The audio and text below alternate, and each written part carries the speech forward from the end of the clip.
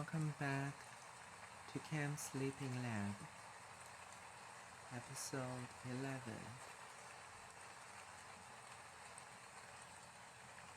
Tonight we will talk about something solid that becomes dangerous when it becomes very small and floats in air.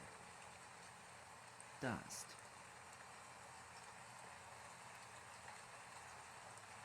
In episode 2, we talked about states of matter. Solid has particles close together. A piece of wood is hard to light. You need to hold a flame to it for a while. A pile of flour on the table.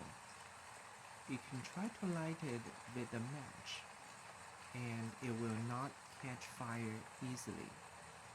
It may just turn black. But if you throw the same flour into the air as a fine cloud and bring a flame, it can make a big flash very fast. Why? Because of the surface area. A solid block has small surface area. Only the outside can touch oxygen. Inside is hidden. When you make it into fine dust, you break it into millions of tiny pieces. The total surface area becomes huge. Now, almost every tiny piece can touch oxygen at the same time. And each tiny piece is so small that it heats up very fast. So, dust burns much faster than a block. Faster burning means more heat released in a short time. More heat means the air expands quickly. That fast expansion is what we feel as pressure or as an explosion. Many materials can make combustible dust, not only wood and flour.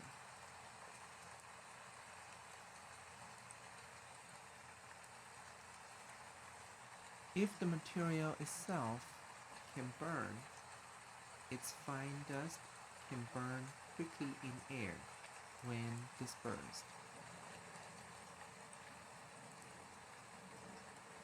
In this channel, we always said risk equals hazard times exposure.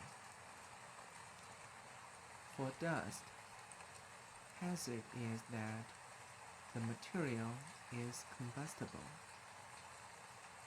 Exposure is that it is dispersed in air as a cloud, and there is an ignition source nearby.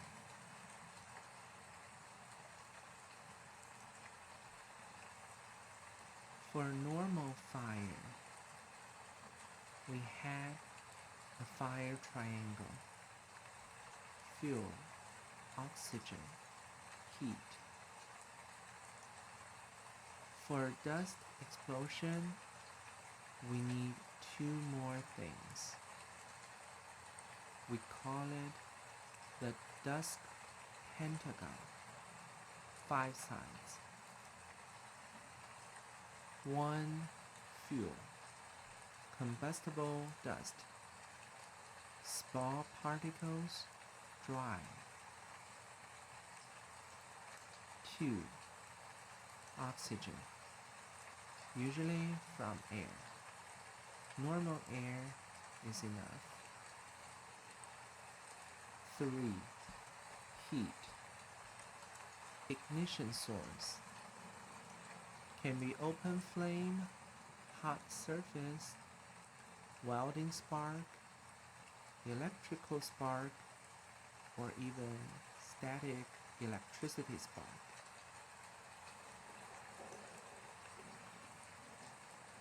4. Dispersion. The dust must be in the air as a cloud, not sitting on the table. 5. Confinement. The cloud must be in enclosed or semi-closed space, a room, a duct, a piece of equipment, a silo, a dust collector. Confinement lets pressure build up.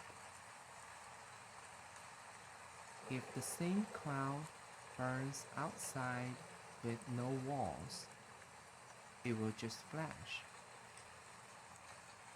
Inside a room or container, pressure may build, and it becomes an explosion that can damage walls and equipment. So 5 things: fuel, oxygen, heat, dispersion, and confinement. Remove any one, you can prevent the explosion.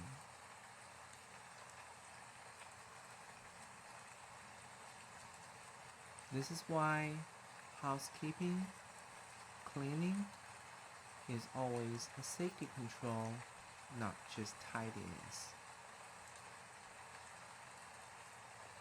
In many workplaces, dust settles slowly on floors, pipes, top of cabinets, a thin layer you may not notice.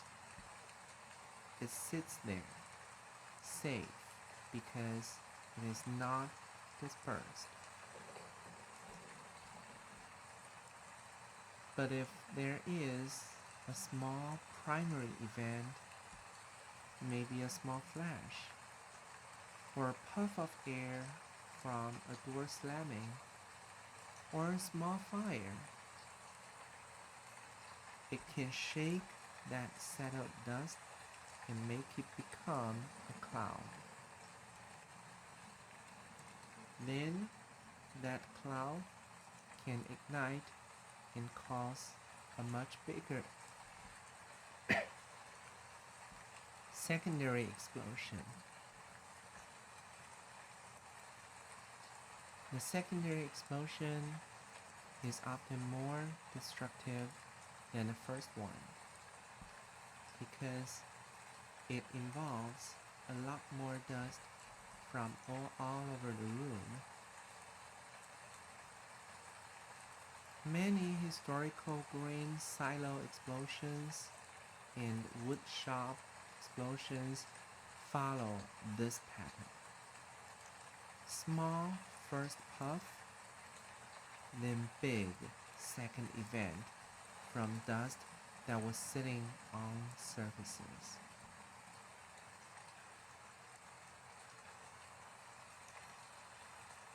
So, regular cleaning with methods that do not make a cloud prevents fuel from accumulating. In a home kitchen, a small bag of flour falling and making a cloud near a gas stove is very unlikely to cause a serious explosion because your kitchen is not very confined and the amount is small. But in a factory, the risk can be different.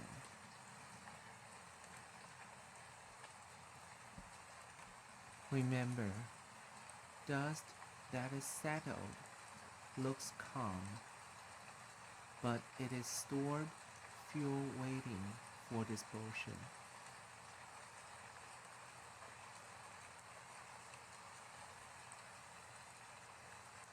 How do we prevent dust explosions?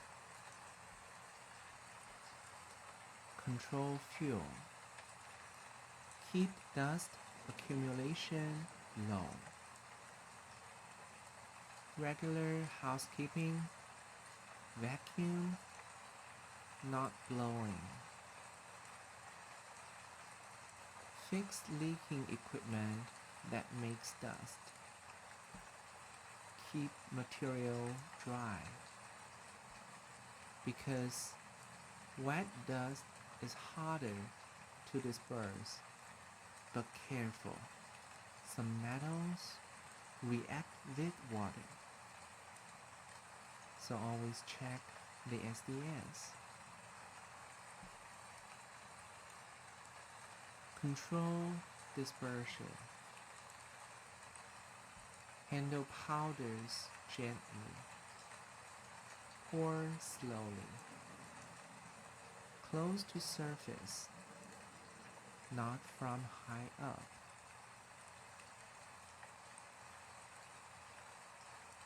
Control ignition. Keep ignition sources away from dusty areas.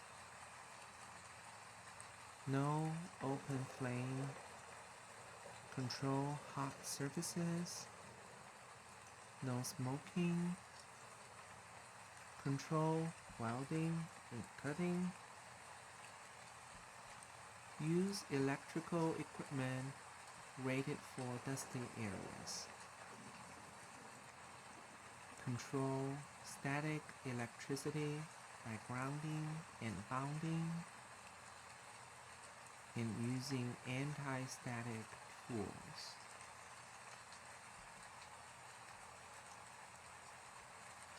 Control confinement. Design equipment with explosion venting, which is a weak panel that opens to release pressure safely to outside, not into the workroom. Or use suppression systems. This is more for engineers, but good to know that such designs exist.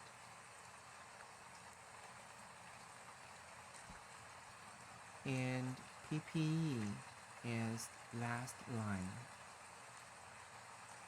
Safety glasses, dust mask, or respirator for breathing. Hearing protection if needed. But remember, PPE does not prevent explosion. It only reduces injury. In SDS Section 2 and Section 7, you will sometimes see a warning. Made from combustible dust concentrations in air, or dust can form explosive mixture with air. That is the hint that this material, although sold as a solid, has dust hazard when handled as fine powder.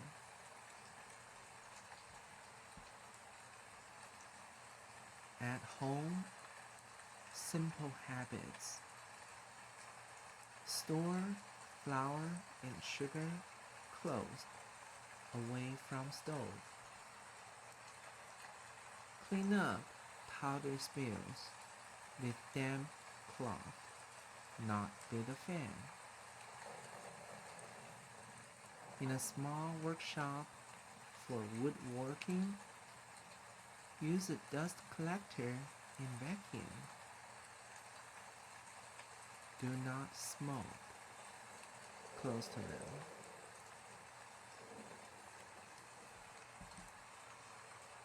Safety is not about fear. It is about understanding that a small particle has a large surface and burns fast.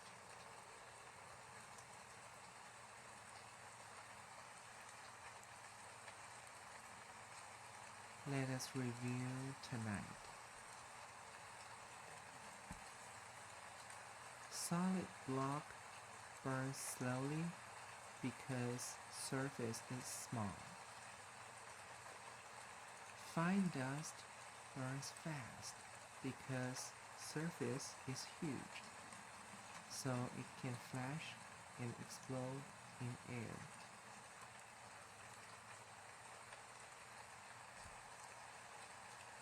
Dust explosion needs 5 things. The dust pentagon. How to prevent, control fuel, dispersion, ignition, and design for confinement.